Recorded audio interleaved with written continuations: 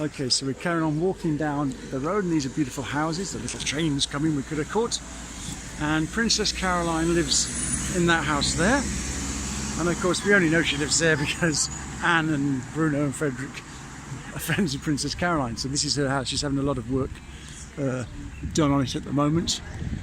But this is, you know, as you know, most of Monaco is apartments. This is a road which is, because it's on the rock, just a lot of houses.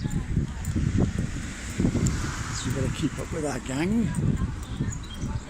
So there's some very nice little houses here. And I asked Bruno once when we drove, because I tried to ask him how much was a house here, and he said you can't even ever buy one. No matter, he said, there's Russians come here with billions have been trying to buy these houses, and no one will sell one. So they're priceless, basically. They're handed down from family to family. Some of them are embassies here.